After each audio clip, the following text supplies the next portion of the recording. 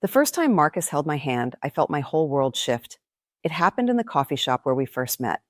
I had only been out of the convent for 3 weeks, and everything around me still felt loud, bright, and confusing.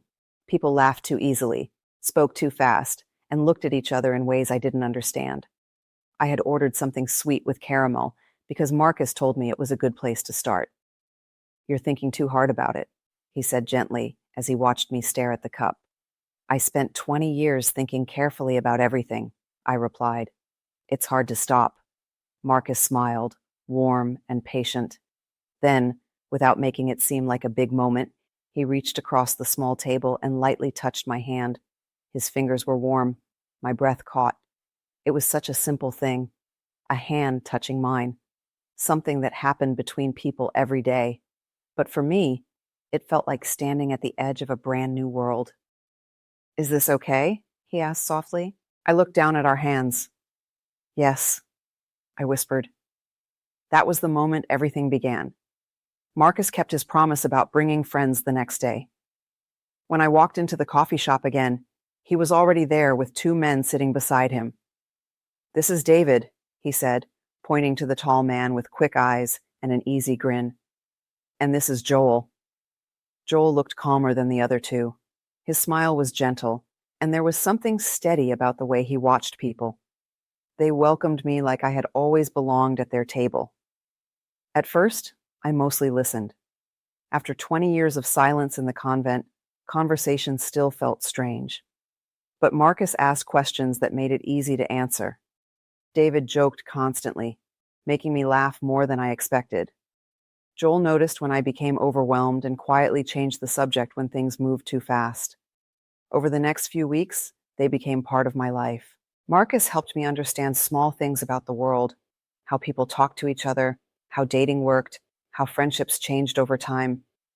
David showed me how to use my phone without feeling like it was some impossible machine from the future.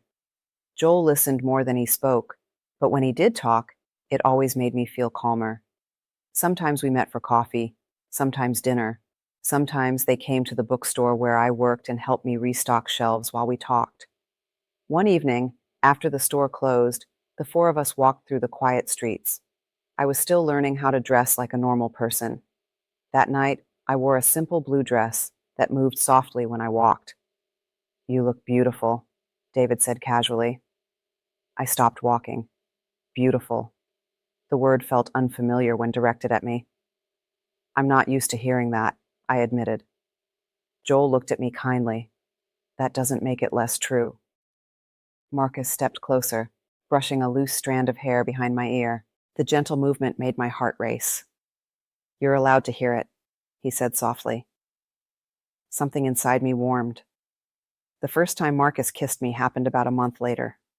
We were sitting on his couch watching a movie I barely understood because my attention kept drifting. At one point, he paused the film. "Grace," he said carefully. "Yes? Can I kiss you?" My heart started beating faster. "I've never done that before," I confessed. "That's okay," he replied. "We can take it slow." He leaned closer, giving me time to move away if I wanted. I didn't. When his lips touched mine, it was gentle and brief, like a question rather than a demand, but it left my thoughts spinning. When he pulled back, he studied my face nervously. "Was that all right?" I smiled, surprised by how light I felt. "Yes." 2 days later, I was sitting beside David in Joel's apartment while Marcus helped cook dinner in the kitchen. David had been showing me something on my phone, but our shoulders kept brushing together. "You're nervous," he said suddenly. "Am I that obvious?" "A little." He turned toward me with a playful smile. "Marcus told us about your first kiss." I felt my cheeks grow warm. "He tells you everything?" "Only the important things." David reached out and gently took my hand.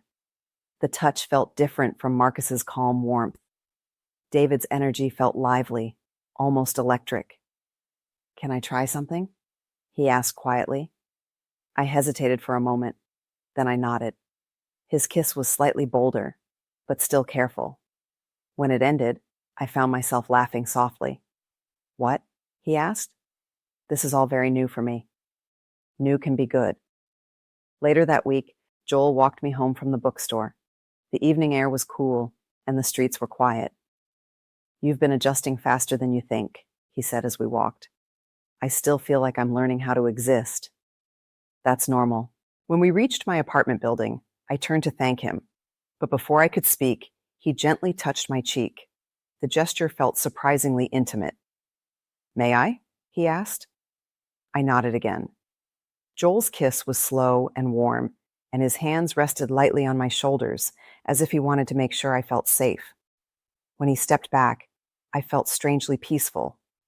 3 different kisses, 3 different feelings, and somehow, instead of confusing me, it helped me understand myself better. Over the following months, our friendship deepened. Sometimes we spent evenings cooking together. Sometimes we watched movies piled together on the couch. Sometimes we simply talked about everything I had missed during the 20 years I spent inside the convent. They never rushed me. They never pushed. Every small step felt like my choice. One night, we went to a quiet restaurant downtown. I wore a dress I had picked out myself. Marcus sat beside me, his arm resting loosely along the back of my chair. David leaned closer whenever he joked. Joel brushed his fingers through my hair while listening to a story I was telling.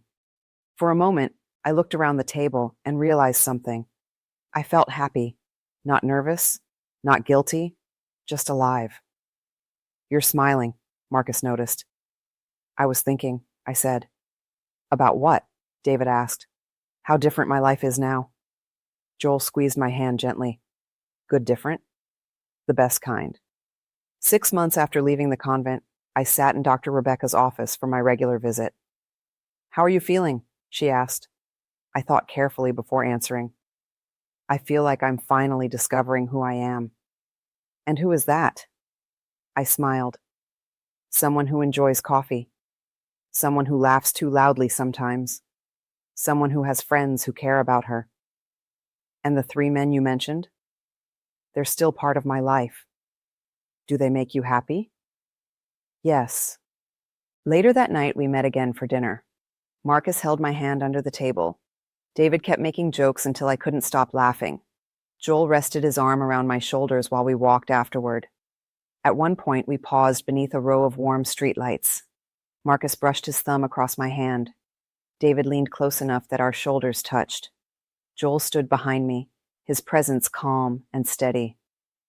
"What are you thinking about now?" Marcus asked. I looked at the 3 of them. "I'm thinking about how scared I was the day I left the convent." "And now?" Joel asked. "Now I'm grateful I did." David smiled. "Why?" "Because leaving didn't mean losing my life."